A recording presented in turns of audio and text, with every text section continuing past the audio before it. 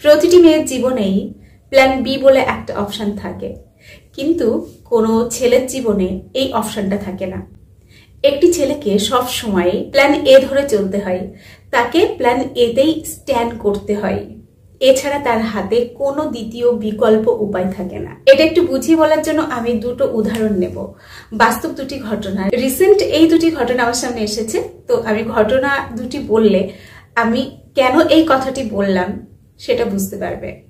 তার আগে একটুখানি এটাও বলবো, দেখো আমি যখন বলি যে একটি ছেলে একটি মেয়েকে এভাবে ঠকালো বা একটি মেয়ে একটি ছেলেকে ঠকালো, তখন তোমাদের মতো অনেক মেয়েই বলে ছেলেরা মাত্রই ঠকায়, আবার অনেক ছেলেও বলে মেয়েরা ছেলেদেরকে চিট করে চলে যায়, ওরা কষ্ট দেয়। তো বিষয়টা না ঠিক এরকম নয়। কিছু মানুষ থাকে তার ভালোবাসার মানুষটিকে অনেক আশা দেখিয়ে, অনেক স্বপ্ন দেখিয়ে, তার সঙ্গে অনেক প্ল্যানিং করে একটা সময় সেই সমস্ত স্বপ্ন ভেঙে দিয়ে চলে যায়। তো এর পিছনে একাধিক কারণ থাকতে পারে। আমি বারবার বলি সবার চলে যাওয়ার গল্প কিন্তু এক নয়, তবে এটুকু আমি এতদিনে বুঝতে পেরেছি, একটি ছেলে যদি নিজেকে সঠিকভাবে প্রেজেন্ট করতে না পারে বা তুলে ধরতে না পারে, তাহলে ছেলেটিকে লাইফে অনেক কিছু ফেস করতে হতে পারে।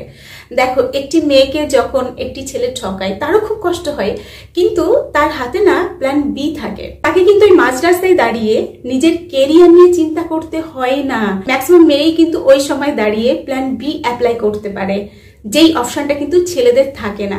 দেখো অনেক মেয়ে রয়েছে যারা কিন্তু এরকম আঘাত পাওয়ার পর ঘুরে দাঁড়ায়, লাইফে কিছু করে, সেই সংখ্যাটা কিন্তু খুব কম। বেশিরভাগ মেয়ে কিন্তু আঘাত পাওয়ার পর পরিবারের দেখা কোন একটা ভালো ছেলেকে বিয়ে করে মোটামুটি একটা সেটেল হতে পারে। কিন্তু একটি ছেলেকে যখন মাঝ রাস্তায় ঠকানো হয়, তাকে ছেড়ে দিয়ে চলে যাওয়া হয়, তখন কিন্তু তার দুটো চরমতম ক্ষতি হয়। এক, তার লাইফ থেকে অনেকটা সময় চলে গেছে। দুই হলো, সে যাকে এতটা অন্ধের মতো বিশ্বাস করেছিল, ভালোবেসেছিল, সেই মানুষটিও এই মুহূর্তে তার পাশে নেই। তাকে কিন্তু ওই সময়ে প্ল্যান এর ওপরেই দাঁড়িয়ে থাকতে হয়। তাকে কিন্তু ওই কষ্ট বুকের মধ্যে নিয়েও কাজে লেগে পড়তে হয়। তার হাতে দ্বিতীয় বিকল্প কোনো অপশন থাকে না। যেমন একজনের জীবনের ঘটনাই এখানে তুলে ধরবো। ছেলেটি মেয়েটিকে 10 বছর খুব ভালোবাসে, মেয়েটিও কিন্তু ছেলেটিকে ভালোবাসতো। এমন নাই যে সম্পর্কটা একতরফা ছিল, দুজন দুজনকেই ভালোবাসতো। কিন্তু ছেলেটি চেষ্টা করছে লাইফে দাঁড়ানোর। মেয়েটি চাই ছেলেটি সরকারি চাকরি করুক, আর আমাদের বাংলার যা অবস্থা সেটা আমরা প্রত্যেকেই জানি। কিছুতেই ছেলেটি তার লক্ষ্য পূরণ করতে পারছে না। সে অন্য বিভিন্ন কাজের সঙ্গেও ইতিমধ্যে জড়িয়ে গেছে, মানে যুক্ত হয়ে গেছে, কিন্তু মেয়েটির ওই অপশনগুলো পছন্দ নয়। সে কিন্তু কন্টিনিউয়াস বলতে থাকে, তুমি যদি এই চাকরি না পাও তাহলে কিন্তু আমি তোমার লাইফে থাকতে পারবো না। কিন্তু ছেলেটি এটাই ভাবতো যে এতটাকে ভালোবাসি, এত বছরের সম্পর্ক, মুখে যাই বলুক না কেন ও আমাকে ছেড়ে যেতেই পারবে না। তো ও খুব ক্যাজুয়ালি বিষয়টা নিয়ে নিয়েছিল, এবং তার জন্যই আমার মনে হয় ও যতটা আরো সতর্ক হওয়ার প্রয়োজন ছিল, যতটা চাকরির জন্য আরো ঝাঁপিয়ে পড়ার প্রয়োজন ছিল, ততটা এফোর্ট কিন্তু চাকরির জন্য না দিয়ে মেয়েটির জন্য দিয়েছে। তার সঙ্গে আরো সম্পর্কটা কিভাবে ঘনিষ্ঠ করা যায়, আরো প্রেমের বাঁধনে কিভাবে বাঁধা যায়, এই দিকে সে কিন্তু বেশি মন দিয়েছিল। সম্পর্কটা আগেই বললাম যেহেতু 10 বছরের, তো ছেলেটি চেয়েছিল আরো কাছাকাছি যেতে, কিন্তু মেয়েটি এটা কখনোই অ্যালাউ করেনি। এতে ছেলেটির রাগ বাড়তে থাকে, মেয়েটিকে উল্টোপাল্টা ভাষায় কথা বলতে থাকে, অনেক মেজাজ দিতে থাকে, অনেক রাগারাগি করতে থাকে। একটা সময় দাঁড়িয়ে মেয়েটি জানায় যে তুমি যদি এরকম করো আমি কিন্তু তোমাকে ছেড়ে অন্য কাউকে বিয়ে করে নেব। ও তো কথাটা বিশ্বাসই করেনি, ও ভেবেছে এমনি হয়তো বলছে, এটা অনেক দিন ধরেই বলে। এটাও ছেলেটি খুব ক্যাজুয়ালি নিয়েছে। তো একদিন ছেলেটি হঠাৎ দেখে যে ওই মেয়েটির আইবুড়ো ভাত খাওয়ার পিক সোশ্যাল মিডিয়ায় আপলোড করেছে তার এক আত্মীয়। এটা দেখার পর ও রাস্তায় ছিল, তখন রাস্তাতেই অজ্ঞান হয়ে পড়ে গেছে। ছেলেটি যতবার মেয়েটির সঙ্গে যোগাযোগ করার চেষ্টা করেছে, ও কিন্তু নিজে কথা বলতে চায়নি, তার বৌদিকে দিয়ে দিয়েছে, এবং সে একে বোঝাচ্ছে যে তুমি ওর লাইফ থেকে সরে যাও, তুমি আর ফোন করো না, ও এখন নতুন জীবনের দিকে পা দিচ্ছে, প্লিজ ওকে ডিস্টার্ব করো না। যেমন সবাই বলে তেমনই বলেছে, কিন্তু মাথায় রাখতে হবে 10 বছরের একটা সম্পর্ক, তো সেই সম্পর্কের পেন কতটা হতে পারে সেটা অন্যান্য সাধারণ মানুষের না কল্পনারও বাইরে। এই কষ্ট, এই যন্ত্রণা একটা মানুষকে না পুরো দমিয়ে দেয়, চুপ করিয়ে দেয়, তার স্বাভাবিক জীবনটাকে ছন্দহারা করে দেয়, সে কিন্তু গুটিয়ে যায়। তো আমি তোমাদের এই কারণেই প্রতিটি ভিডিওতেই দেখবে একটা কথা বলার চেষ্টা করি, যখন দেখছো যে মানুষটি কোনো একটা পার্টিকুলার বিষয় নিয়ে তোমাকে কথা শোনাচ্ছে এবং ইন্ডিকেট করছে যে আমি ছেড়ে চলে যেতে পারি, তখন না বিষয়টা এতটা ক্যাজুয়ালি নিও না। এটা কনফার্ম থাকো, যদি ওই কাজটা কমপ্লিট না করতে পারো তাহলে ওই মানুষটি কিন্তু তোমাকে ছেড়ে চলে যেতে পারে। তো এটাই আমার বলার, তোমরা প্রত্যেকে সেম ভুলই করো। নিজের জীবনটা না সুন্দর করে, কেরিয়ারটা দাঁড় না করিয়ে তোমরা ফুল টাইমটা এমন একটা জায়গায় ইনভেস্ট করো যে সেখানে যদি একবার ধাক্কা খাও উঠে দাঁড়ানোর আর ক্ষমতাই থাকে না তোমাদের। তো এরকম ভুল না করো না। যারা এখনো প্রতিনিয়ত এরকম ভুল করে চলেছো তাদের কাছে আমি অনুরোধ করছি, প্লিজ ঘুম ভাঙাও, নিজেকে জাগাও। এরকম ভাবে কোনো মানুষকে পাওয়া যায় না। তুমি যখন নিজে গুরুত্বপূর্ণ একটা জায়গায় যাবে, সুন্দর একটা কেরিয়ার তৈরি করবে, বিশ্বাস করো আজকে যেই মানুষটি তোমাকে পাত্তা দিচ্ছে না ওই মানুষটি তোমার পিছনে পিছনে ঘুরবে। মানুষ এরকমই। আর একটা ঘটনা তোমাদের সঙ্গে শেয়ার করব। একটি মেয়ের সঙ্গেও আমার অনেকদিন ধরে কথা হয়।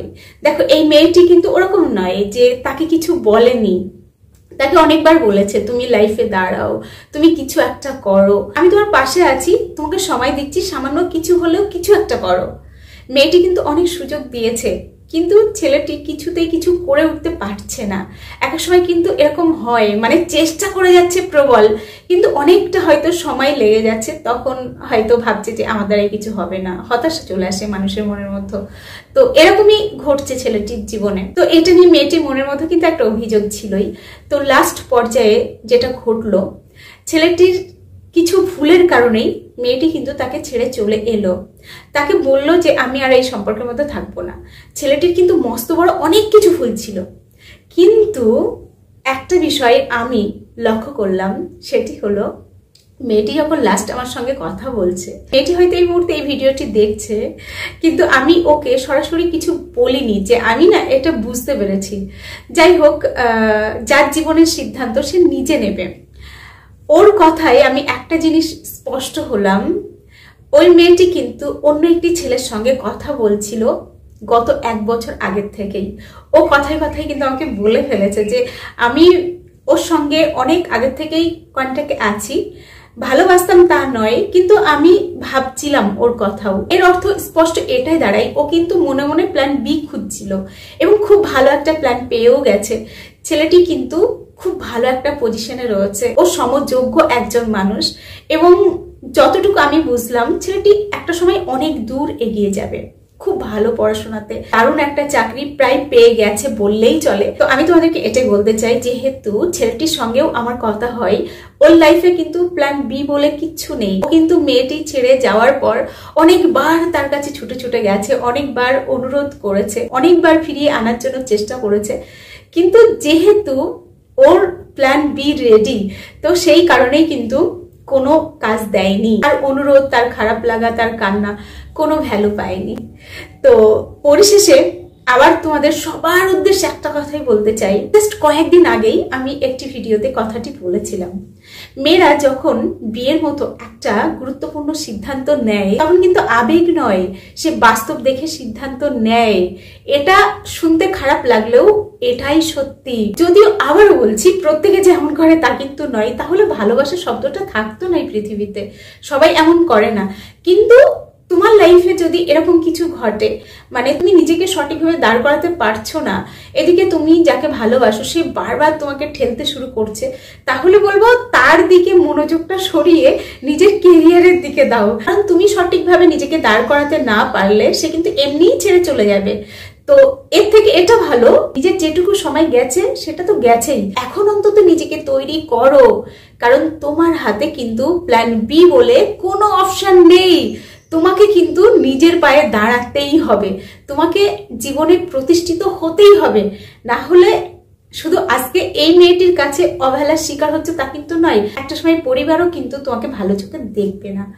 তো এই জন্যই আমি গলা ফাটিয়ে যাই যে তোমরা আগে নিজেকে দাঁড় করাও। তোমার লাইফের এই একটা অ্যাচিভমেন্ট তোমার জীবনটাকেই না পাল্টে দেবে, বুঝলে? তো চলো আজকের ভিডিও এখানে শেষ করছি। এতক্ষণ আমি তোমাদের সঙ্গে ছিলাম, তোমাদের রচনা ব্যানার্জি। আর তোমাদের সঙ্গে দেখা হচ্ছে নেক্সট ভিডিওতে। ততক্ষণ সকলে ভালো থেকো, সুস্থ থেকো।